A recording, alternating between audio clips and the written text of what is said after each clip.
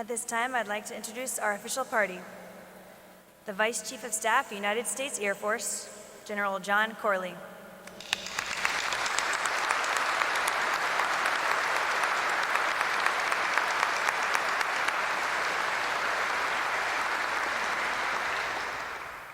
Lockheed Martin Aeronautics Company President, Mr. Ralph Heath.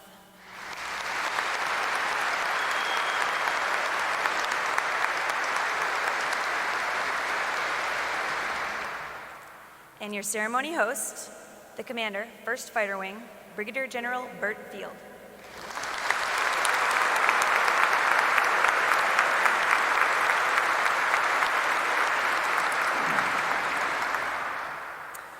Good afternoon, and thank you for that warm welcome.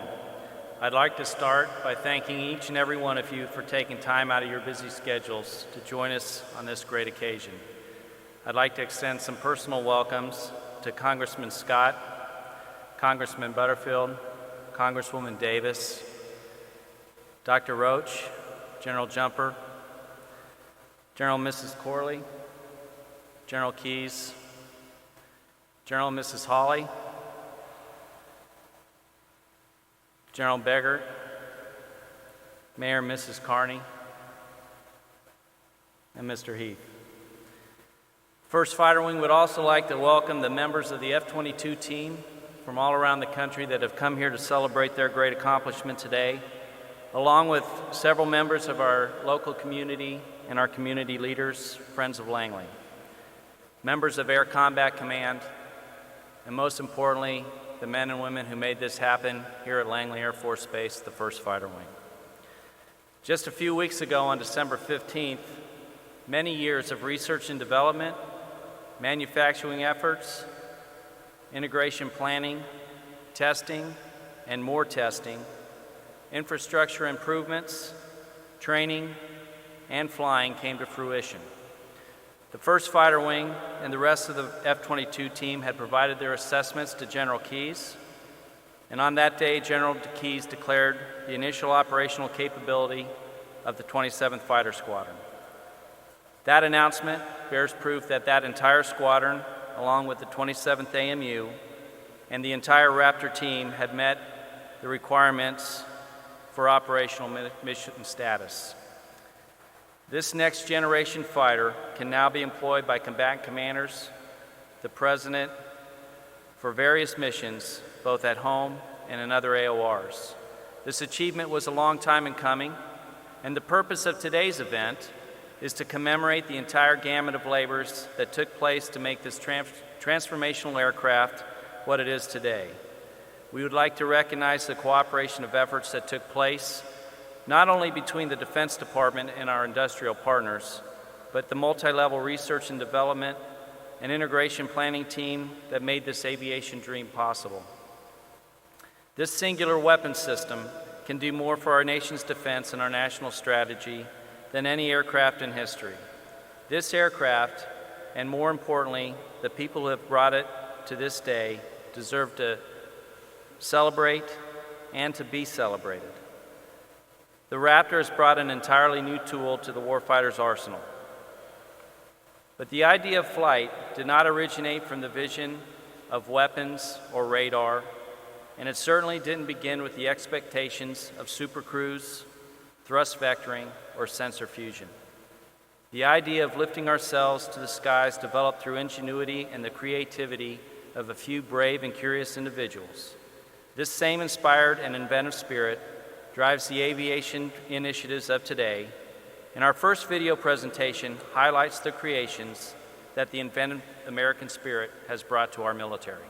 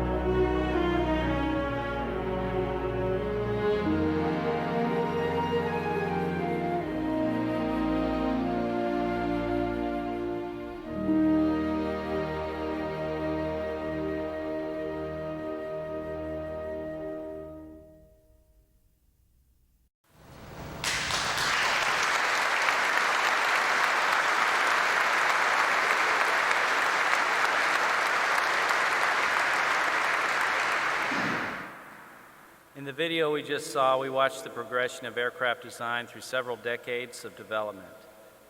That very same originality, imagination, and resourcefulness that brought to life the planes of the last century can be found in the bonds and cooperation between Air Force organizations and our industry associates. The F-22 represents that very next step in the aircraft development chain. But we know it isn't just another aircraft with a different shaped wing or a new engine design.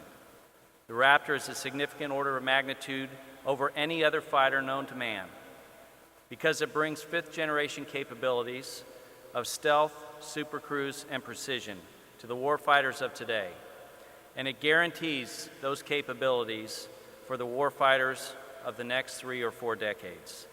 It isn't just another step in the aircraft evolutionary process.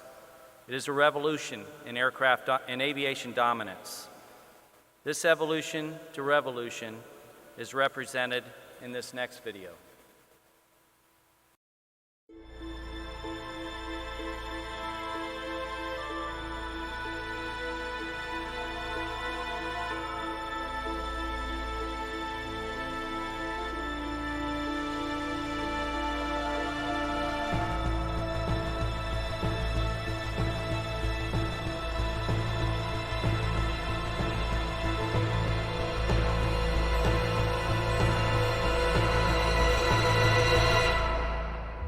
We will see today one design of 2 candidates for the Air Force's next generation air superiority fighter.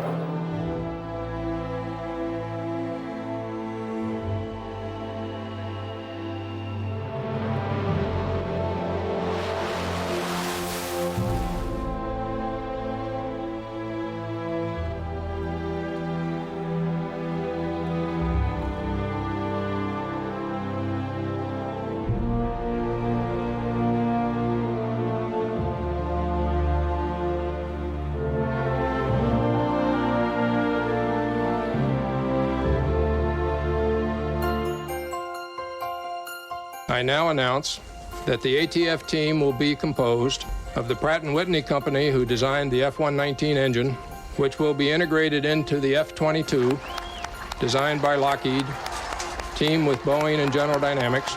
We won! Today, we are pleased to officially name the F-22 after a special class of fierce and proud winged warriors. Today, we name the F-22 the Raptor.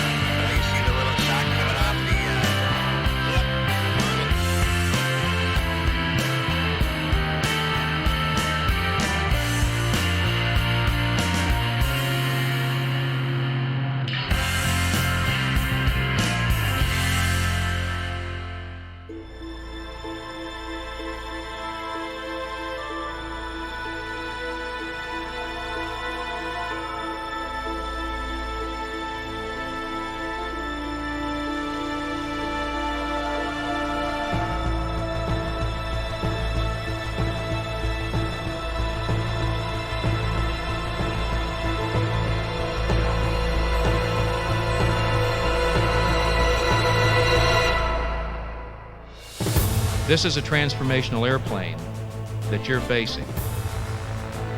And truly transformational in that it will do things that no airplane has ever done before.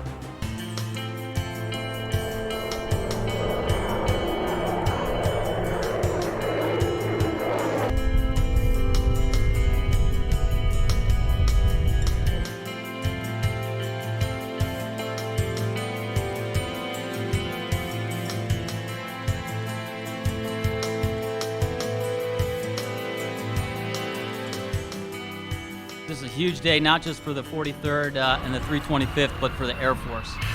With the arrival of the F-22, we have the world's greatest aircraft and the world's greatest airmen serving the world's finest community.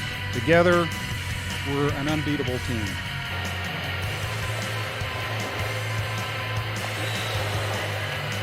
Outstanding.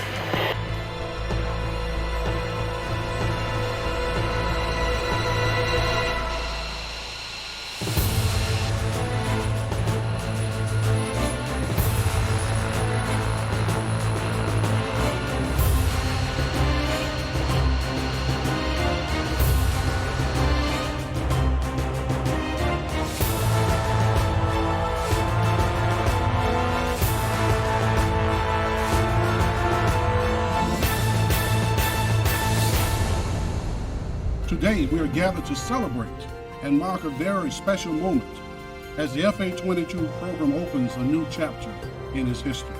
I want you to know for the last 2 years, Langley has been busy preparing for this aircraft. You have much to be proud of. We appreciate it.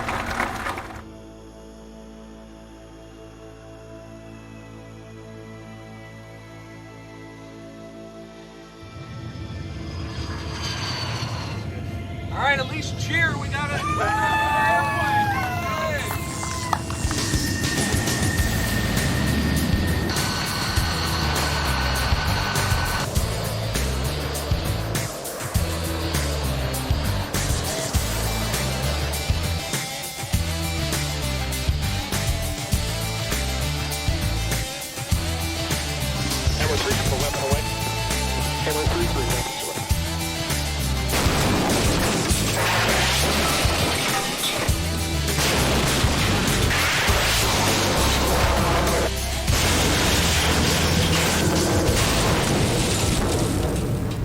I'm happy to be here today to be able to officially announce the initial operational capability of the great airplane that sits behind me.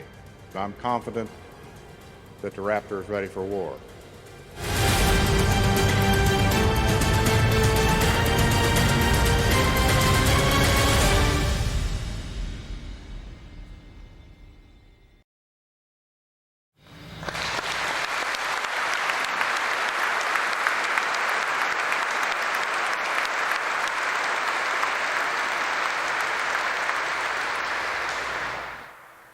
We have a few of those media darlings in the audience today. I think Scorchecker will be giving autographs in the back of the room at the end of the ceremony. Now, we could talk about how I feel about the Raptor for hours and hours because I've had the rare opportunity to fly this aircraft, and it is unbelievable. But fortunately for you all, I'm not the only one up here who has thoughts to share about IOC and the F-22. I'd like to take this opportunity to introduce our first speaker. Please welcome President of Lockheed Martin's Aeronautics Company, Mr. Ralph Heath.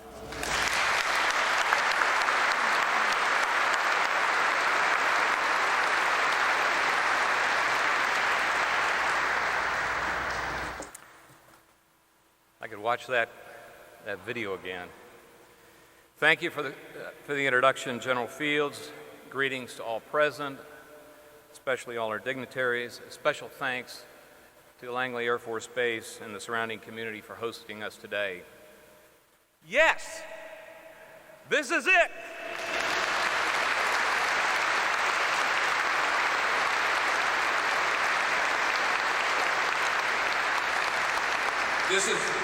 This is really it. We are here, IOC. This is aviation history in the making, right here, right now. The road has been a very long one, and it hasn't been easy. Many, many people and organizations are due credit for this huge accomplishment. As I look around, there are heroes. Heroes everywhere I look, associated with the Raptor. Some had the vision to imagine the unimaginable. Some the innovation and creativity to design. Some the skills and ability to transform that design into reality. some the courage to explore the limits of flight, and others the know-how and leadership to bring everything together when it needed to be and make it happen. But they all had this one thing in common: a singleness of purpose, a tenacity to persevere, no matter what obstacles existed, and there were obstacles. Thank you and congratulations on this huge success. Be proud. You know, you have made a huge difference for the warfighters who will fly this aircraft and sustain this aircraft over the next 4 decades. For the men and women of the U.S. and allied armed services whose lives it will save, and for the citizens of our nation and others whose freedom it will protect. Today marks the beginning of a new era. We heard General Fields' words, my words: this jet is very different from anything that has come before it. The capabilities that make the F-22 the world's first 5th-generation fighter will bring changes even greater than anyone has imagined. I believe the introduction of the Raptor will profoundly change the game, like the first jet aircraft, like the first supersonic flight. This is aviation history being made right here, right now. To the United States Air Force, I thank you for giving Lockheed Martin, Boeing, Pratt & Whitney, and the rest of the F-22 industry team the opportunity to serve America through the Raptor program. On behalf of the industry team, I pledge our full commitment and support to do whatever it takes to continue the Raptor's program success forward in partnership with you. We are with you. In closing, I'll leave with a quote from Winston Churchill, and this is from 1933, and I quote, "Not to have an adequate Air Force in the present state of the world is to compromise the foundations of national freedom and independence." Profound words, still relevant today. Today, the Raptor takes its place in history. Thank you and congratulations.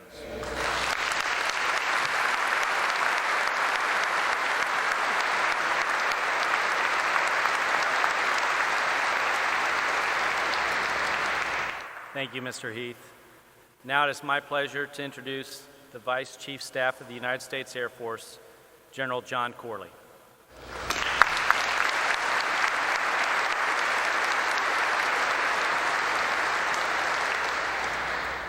Thank you, and let me add my welcome to that of Bert and the others up here today with Ralph.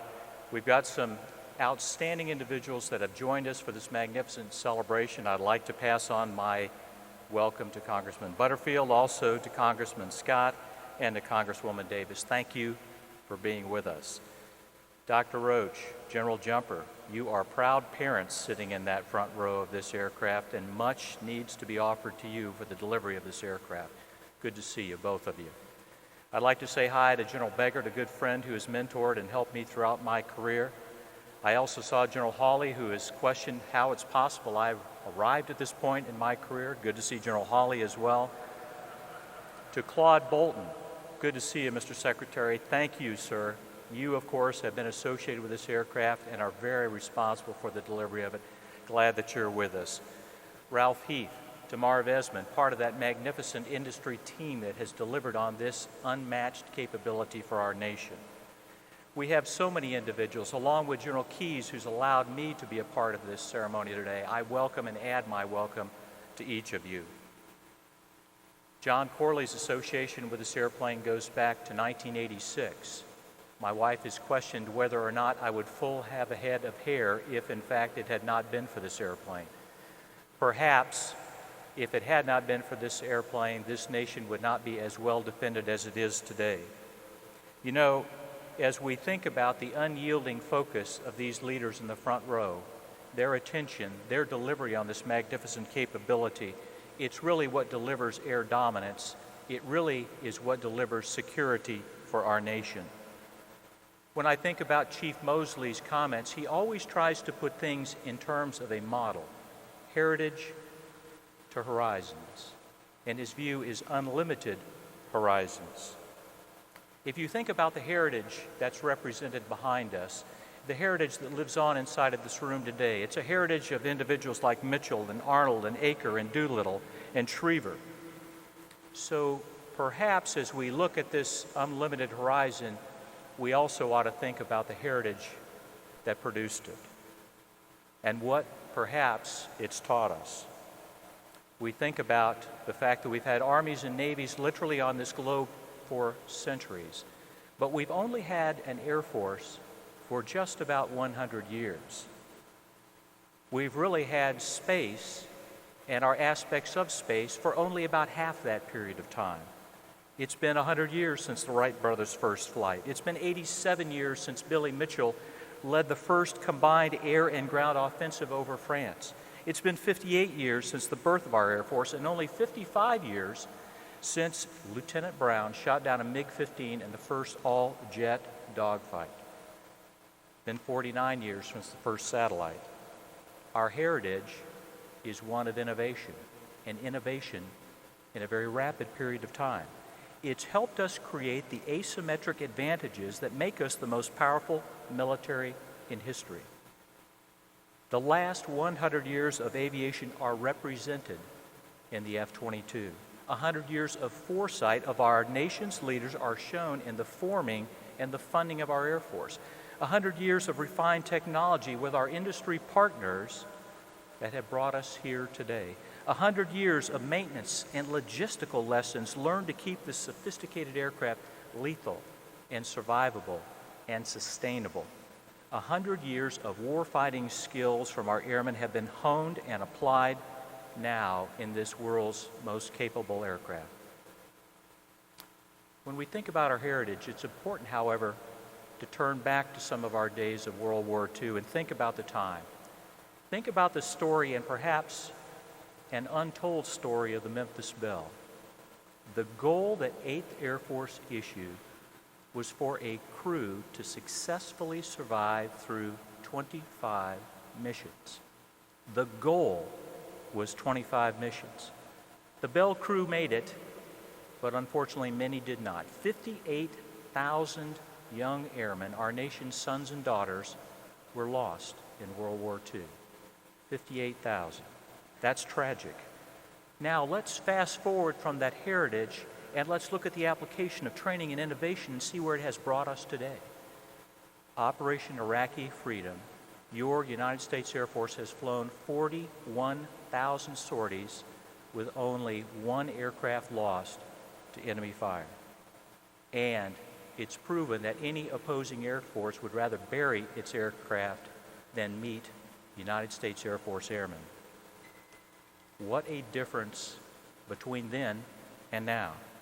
It's better training, it's better tactics, it's the unbelievable, undeniable, and unbeatable, if you will, quality of today's air crews, and it's the kind of equipment represented by the F-22. It is and will continue to be for decades to come the key weapon in America's arsenal. It will keep us postured against new and emerging threats. It will give this U.S. military air dominance like no other aircraft before it, and like nothing else in the world, now and for our Air Force next. The F-22, and importantly in this audience, for the men and women who fly, maintain, and build the aircraft, they are part of the Air Force's most important contribution to our nation's security. You make sure that we'll never again lose 58,000 airmen in conflict. Today, interesting it is to note that we've been at war for 15 years continuously. The war on terror has been going on for now more than 4 years, 6 months longer than the time between 7 December 1941 when Pearl Harbor was bombed until 2 September 1945, when General MacArthur had the Japanese and accepted their surrender in Tokyo Bay. And this fight is not going to end in our lifetime. In the foreseeable future, there will still be the possibility of extremism. There will still be instability in this world. There will still be genocide and famine. And we will continue to be involved in homeland defense, and the F-22 will guarantee that our Air Force will help to meet those challenges. So in closing, you can be sure your Air Force will keep our country prepared to meet challenges and threats, continue the innovative spirit that is our heritage, and make sure that America and its allies are protected. The F-22. It is the next step on a historic journey. When I see the Raptor, I too see unlimited horizons, and I can't thank each of you enough. The military members and the civilians who have supported us, the industry and government officials that are part of this team, and the local community. You've all played a critical role. Your children and your children's children will reap the benefits of the security that's delivered and represented here in this room today. You deserve a great round of applause, and I thank you.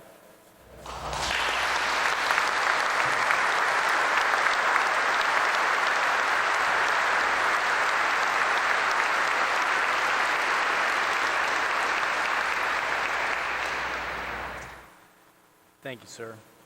As we continue with our final video, let me just take one quick moment to share a few thoughts.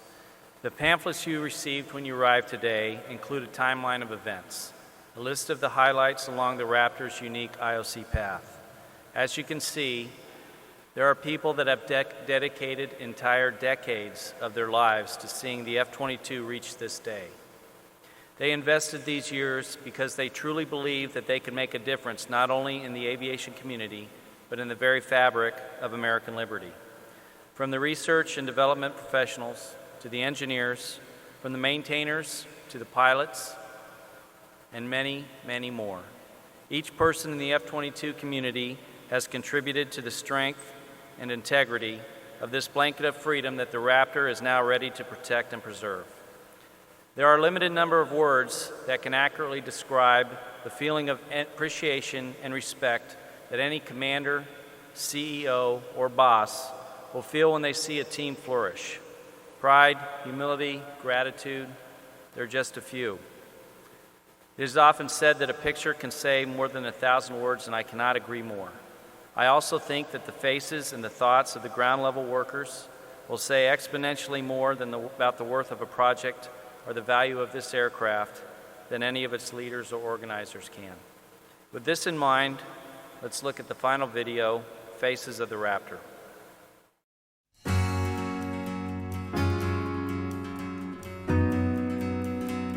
Well, the first thing I think of is air dominance, because that's what it's supposed to do. It's supposed to be able to outperform any aircraft up in the air. It's an important program. It's the leading edge of technology as we know it today. To me, the F-22 means more pilots coming home to their families and less pilots being shot down over enemy territory where they could be potential prisoners of war. Working on the F-22 means that I get to be a part of history, helping America build the finest fighter that the world has ever seen. Stealth, speed, advanced avionics, it's got everything you'd ever want in America's newest fighter. To me, it's a faster and better looking aircraft, I think. My whole life revolves around it. My family revolves around it, you know. It means everything to me. We get to make a difference in the way we defend our country by producing the world's most advanced state-of-the-art aircraft. Being able to go home at the end of the day and know that is truly remarkable. The F22 A Raptor is the best plane in the world, and I am very proud to be a part of this company. There are two things that I can talk about at length. One is my children, the other is the F-22. It's true. The security that this aircraft can provide and the multiple capabilities that this aircraft has demonstrated and has the potential to provide is phenomenal. There's no other jet fighter like it that can compare to. Growing up, I spent a lot of time building model airplanes, and so it's been real exciting for me to actually work on the F-22.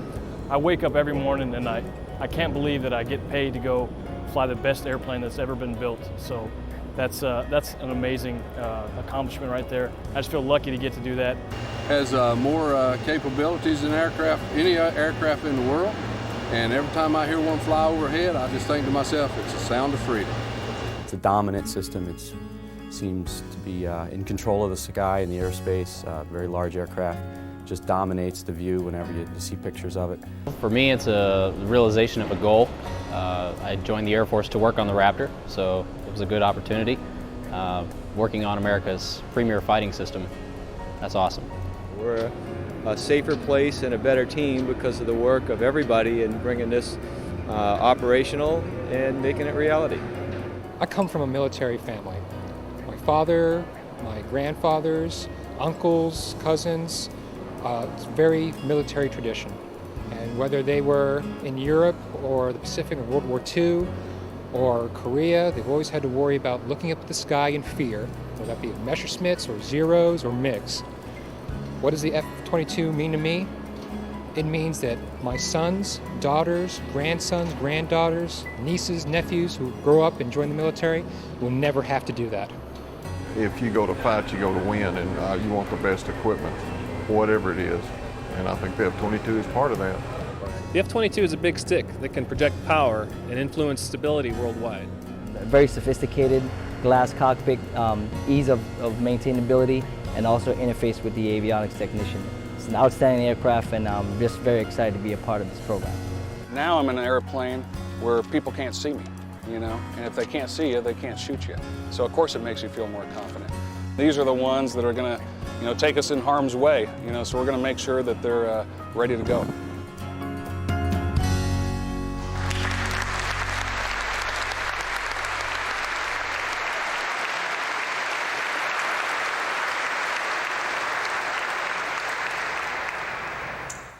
Not much left to say after that.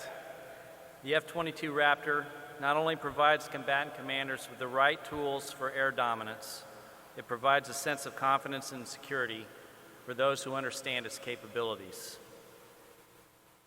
A word of thanks goes to every member of the Raptor team that made IOC possible. Your efforts have helped guarantee the safety, security, freedom, and liberty that the American people deserve. Now, honey, I told you I'd stick to the script, but I got to go off for just a second. There's two more groups of folks I'd like to thank. First off, the 1st Fighter Wing Team. Not just the 27th Fighter Squadron and the 27th AMU who get a lot of the credit and a lot of the focus and did much of the work, but the rest of the team across the wing that punched the ball through the IOC goal line. Thank you.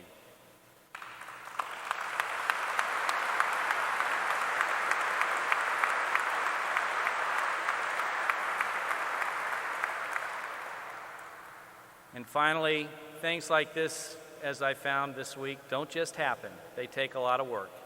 And there's been an inordinate amount of effort that's gone into this ceremony to celebrate you who have done so much work to make this happen.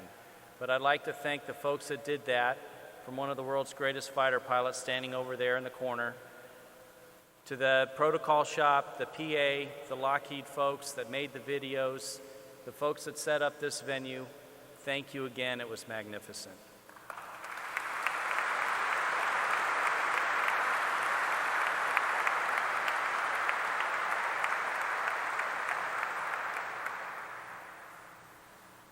Once again, thank you for attending, and we hope you enjoyed today's ceremony. Please rise with me as we end today's events with the singing of the Air Force song and the departure of the official party.